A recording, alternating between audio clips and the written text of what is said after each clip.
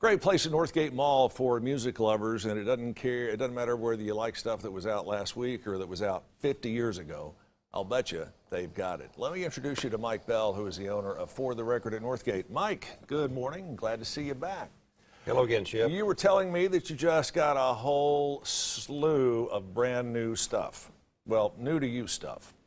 Yes, we have a major inventory right now. Even though Christmas just happened, we have a little bit left.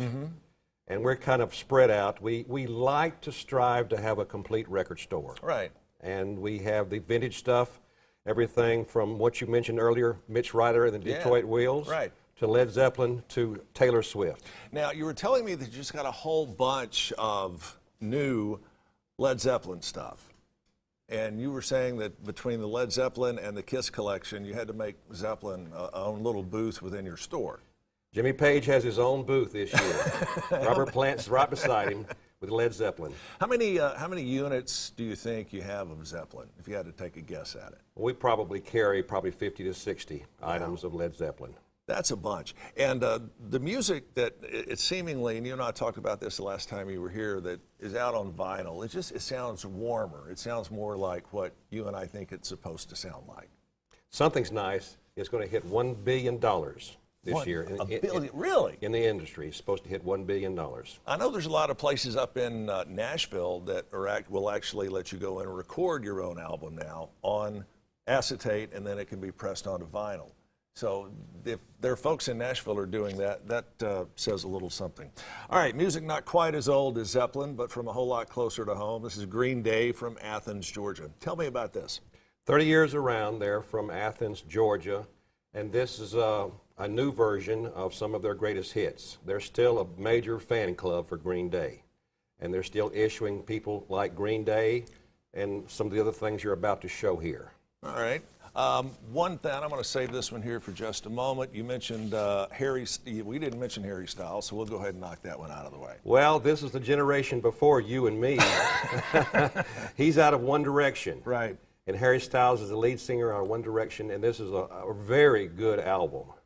I guess the young girls would like the cover especially, but the record and the music is really quality. And, of course, speaking of young girls, I don't think there's a young girl on the planet that's not just crazy about Taylor Swift. She's even on the news today. But this is her newest album, and we carried Taylor Swift, along with all the other pop cultures that we have available right now. Are you seeing more of the artists from the Taylor Swift era that are pressing on vinyl now as opposed to strictly digital? No, sir. We're seeing it all being done. We're seeing the old stuff, the new stuff. If you're coming out now and you're a major player, you put your stuff on vinyl. Right. When the industry hits $1 billion, you want a piece of the action. Yeah, no kidding. And, of course, it sounds bitter, as you said. So from that angle, we really have the stuff that you and I grew up with, but it's come back. Here's an artist that all of us grew up with, Greg Allman, who we tragically lost last year. Way too young, but put out a whole lot of music in his career. This is the final album that actually did not come out until after Greg Allman had passed away, correct? That's correct. Tell me what you know about this. Can you remember playing the Allman Brothers 40 years ago in your garage? Or somebody's garage? I can. do, and I remember playing it on the radio 40 years ago. I know. I think they came to Albany, Georgia, my hometown. We thought it was the Osmond Brothers, but it was not the Osmond Brothers. It was the Allman Brothers. Big difference. Greg has been a major player forever. He has toured and toured and toured. I'm surprised they don't have a radio station, an Allman Brothers radio station yet, because they have so many recordings of the Allman Brothers that were copied and recorded. But this came out right after he died, and this is one of the best closing acts. This is pure Allman Brothers. See, I have not heard anything except one cut off of this, and I've heard from a lot of diehard Allman fans that this is among some of the best that he ever put out. And kind of ironically, this was done at Muscle Shoals. And if you follow music at all, you know that Rick Hall, who founded the whole Muscle Shoals studio, just passed away, 2 days ago. So it's just hard to believe that we're losing so many legends seemingly right and left. This, apparently, from what you're saying and the other folks that I've talked to, is top notch. This is a goodbye. Yeah, and Allman apparently knew he didn't have long left when he was putting the final touches on this album. They brought somebody in from Nashville to help him finish up his Voice was getting weak. He was struggling at the end, but he knew he had to finish this off.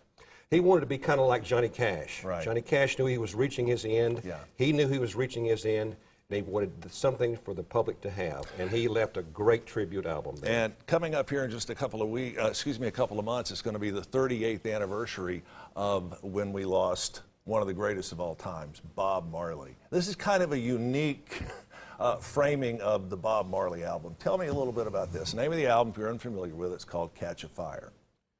Well, I've been framing pictures for a long, long time, but right now, about all I frame is either Marilyn Monroe or Led Zeppelin or Bob Marley. Really? Our store is Celebrity in Music, and we've been there over 10 years, Chip. But this is such a classic piece. This was his debut album on this label. Right. Catch a Fire with a Zippo lighter. Yeah.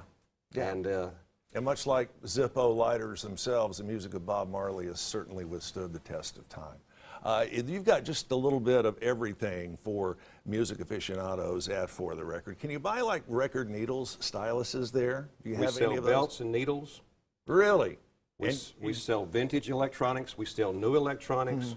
We sell vintage records, as you just showed. We sell new vinyl. We sell memorabilia.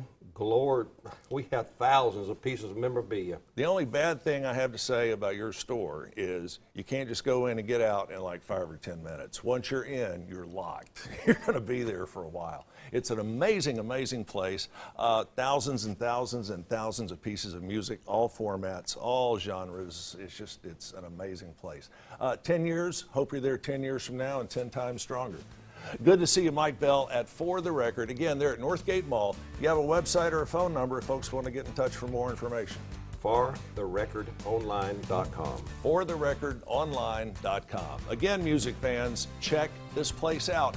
And the phone number, 509-9469. Stick around. We have much more of Let's Chat right after this.